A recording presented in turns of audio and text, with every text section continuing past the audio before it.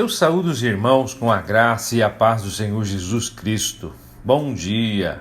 Queridos, é um privilégio podermos novamente juntos meditarmos nas Escrituras. Dessa vez, na carta de Paulo aos Colossenses.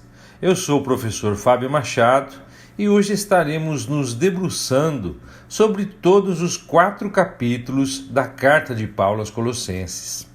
Mas antes de iniciarmos, vamos orar. Pai querido, obrigado por mais esse dia de vida. Obrigado, Senhor, pelo privilégio de podermos entrar em Tua presença e conversar contigo. Senhor, te dou graças pela vida de cada irmão que tem acompanhado as leituras e as exposições. Que Tu as use para edificar e aperfeiçoar Teus filhos. Que eles possam crescer na graça e no conhecimento do Teu Filho Jesus e cumprir Teu soberano propósito na vida deles. Que assim como para nós, os expositores, que esse trabalho possa ser bênção em suas vidas, como o é para as nossas. E isso é o que eu te peço e já te agradeço, em nome de Jesus. Amém. A igreja colossense, ou a igreja de Colossos, provavelmente foi fundada por Epáfras, como resultado do trabalho de Paulo em Éfeso, aproximadamente em 55 a 58 d.C. Com Paulo agora sob prisão domiciliar em Roma, Epáfras visitou-o e informou das heresias que estavam contaminando a igreja em Colossos. Então Paulo escreveu essa carta para adverti-los contra os falsos ensinamentos, que por um lado obscureciam a majestade e a glória de Cristo, e por outro lado introduziam o asceticismo. Asceticismo é uma doutrina intelectual ou religiosa que considera a disciplina e o autocontrole imprescindíveis para alcançar a Deus, a virtude e a verdade. No contexto bíblico, o asceticismo é uma moral que desvaloriza os aspectos corpóreos e sensíveis do homem. O falso ensinamento era uma mistura de judaísmo cerimonial com uma teosofia oriental. O que vem a ser isso? A teosofia é um conjunto de doutrinas filosóficas, místicas, ocultistas e especulativas que buscam o conhecimento direto dos mistérios presumidos da vida e da natureza, da divindade e da origem e propósito do universo, e se contrapunham à simplicidade e a liberdade do Evangelho e a união vital com Cristo, o Senhor ressurreto. É provável que fosse uma forma inicial de gnosticismo. De forma resumida, o gnosticismo foi um movimento que também foi filosófico e teológico, ou seja, tanto o pensamento como o estudo sobre Deus, e que considerava o conhecimento como decisivo para a salvação. Mas que conhecimento é esse? Eles diziam que somente a simplicidade do Evangelho não era suficiente. Precisava-se de outros métodos e conhecimentos avançados para se obter a salvação. E nesse sentido, Paulo foi obrigado a responder, a escrever uma carta aos Colossenses para contrapor, para abrir os olhos dos colossenses para o perigo dessas doutrinas. Como nós vimos, Paulo é o autor da carta, e ela foi escrita entre 60 e 61 d.C., mais ou menos na mesma época em que Paulo escreveu a carta aos Efésios. Os destinatários, como nós falamos, são os colossenses. A cidade de Colossos ficava aproximadamente a 160 quilômetros a leste de Éfeso, e Paulo nunca visitou essa igreja pessoalmente. Aparentemente, os cristãos colossenses reuniam-se pelo menos em duas casas distintas, a de Ninfa e a de Filemon. A carta de Paulo para Filemon, ou a epístola de Paulo para Filemon, menciona uma reunião da igreja na casa deste. A menção de Arquipo e Onésimo nessas duas cartas sugere que Filemon vivia em Colossos. O propósito de Paulo ao escrever essa carta era, em primeiro, informar os colossenses do cuidado dele, Paulo, com eles e de sua preocupação com o desenvolvimento espiritual deles, além de retransmitir as informações que ele já havia transmitido a eles. Segundo, apresentar Jesus Cristo como supremo sobre todas as coisas e advertir contra qualquer heresia que pudesse desviar dessa supremacia. Terceiro, encorajar a santidade. A carta aos Colossenses tem características únicas. Colossenses é a epístola ou carta mais cristológica de Paulo, apresentando a imagem mais contundente da Bíblia da supremacia de Cristo. Segundo, Colossenses contém a advertência mais severa da Bíblia contra os perigos da filosofia humana. Terceiro, Colossenses apresenta a primeira ocorrência da forma mais breve de bênção de Paulo, uma característica das últimas epístolas ou cartas. No capítulo 1, dos versos 1 a 8, embora Paulo não tenha trabalhado pessoalmente com os colossenses, ele elogiou-os pela fé em Deus e pelo amor pelos santos do Senhor, informação que lhe foi passada por Epáfras. Dos versos 9 a 14, Paulo orou para que eles descobrissem a vontade perfeita de Deus, o que incluía santidade pessoal, frutos e poder na vida cristã. Tudo isso era possível por causa do poderoso ato redentor de Deus em favor deles, por intermédio de Jesus Cristo. Nos versos 15 a 23 do capítulo 1, a supremacia de Cristo é antes de todas as coisas, porque ele, o Senhor Jesus, existiu antes que todas as coisas começassem. Ele é a imagem de Deus. O sentido no grego da palavra imagem não é aquele que é simplesmente como Deus, mas o Senhor é Deus, pois a plenitude do Senhor habita nele.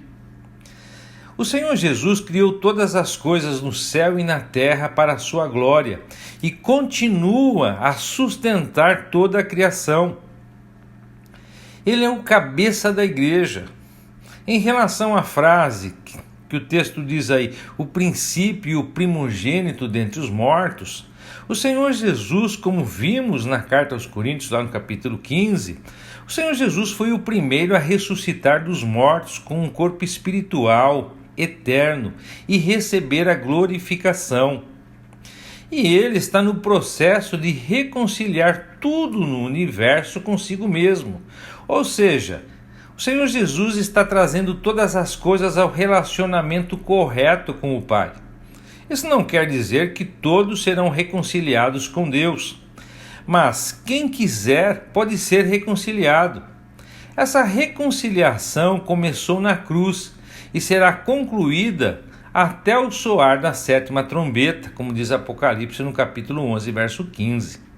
Nos versos 24 a 29, Paulo considerava o seu sofrimento uma parceria com os sofrimentos de Cristo e uma parte importante do ministério dele para com os cristãos. Esse ministério envolvia proclamar a mensagem que esteve oculta durante épocas e gerações, a saber que agora Cristo habita no coração gentio, bem como no coração judeu. A palavra grega usada no verso 26 é o termo para mistério, e ela tradicionalmente é traduzida assim. Contudo, Paulo sempre usava o termo para descrever várias partes do plano de Deus que antes estiveram escondidas. porém agora foram reveladas, e não para descrever alguma experiência mística sobrenatural.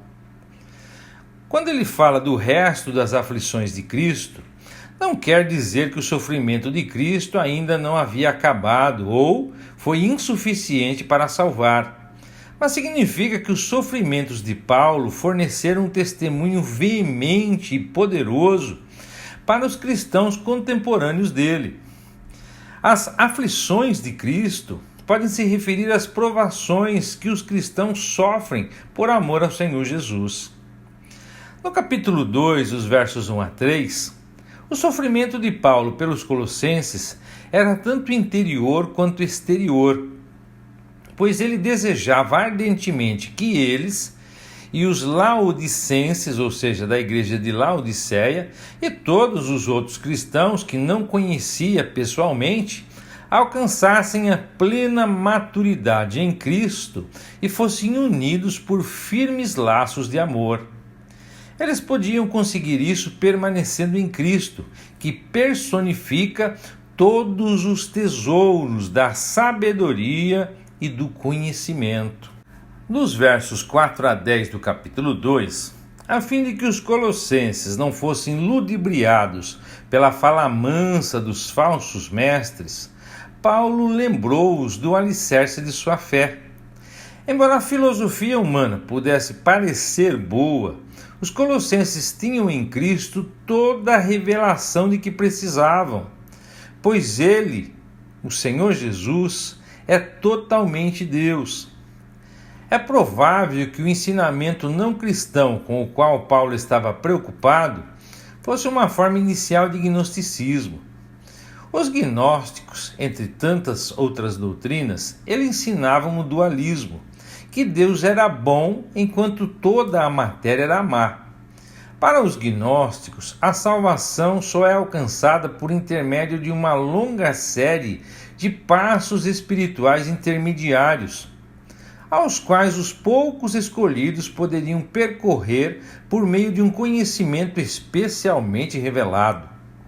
Os gnósticos chamavam esses conhecimentos intermediários de plenitude de Deus. Então Paulo ensinou que Cristo, por ele mesmo, constituía essa plenitude. A epístola para os Colossenses reflete vários ensinamentos gnósticos, como a adoração de anjos e o asceticismo. Talvez a preocupação de Paulo com esse gnosticismo também esteja refletida em outras epístolas. Provavelmente esse gnosticismo foi um elemento-chave nas heresias descritas mais tarde pelo apóstolo João como o espírito do anticristo. Nos versos 11 a 17 do capítulo 2, Paulo agora volta a atenção para os judaizantes.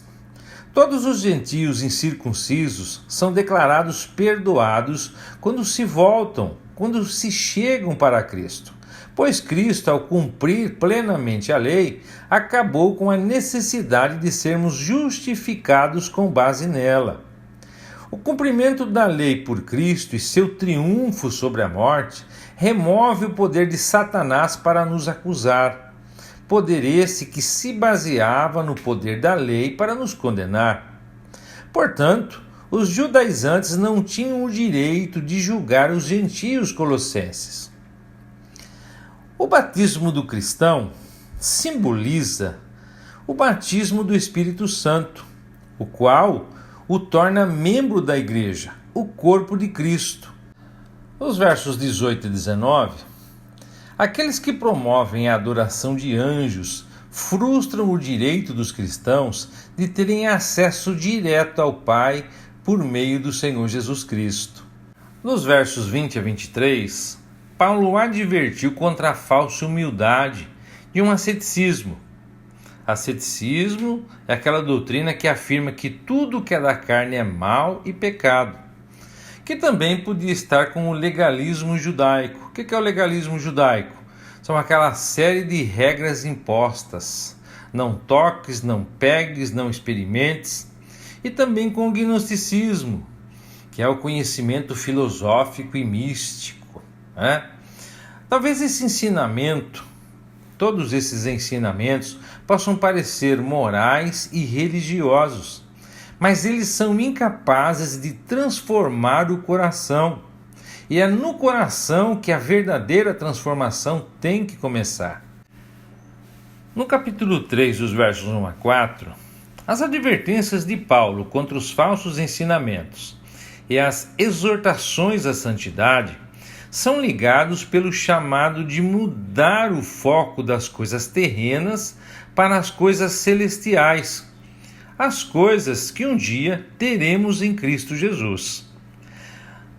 No capítulo 3, dos versos 5 a 17, os cristãos devem se livrar das roupas mundanas de pecado que usavam antes da conversão e se revestir de justiça e de amor.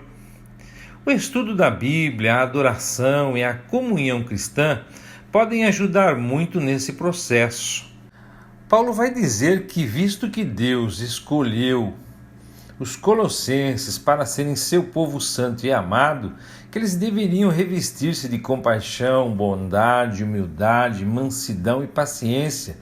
E também eles deveriam ser compreensivos uns com os outros e se perdoarem, assim como o Senhor os perdoou, de modo que eles deveriam ter a mesma conduta, a mesma capacidade de perdão.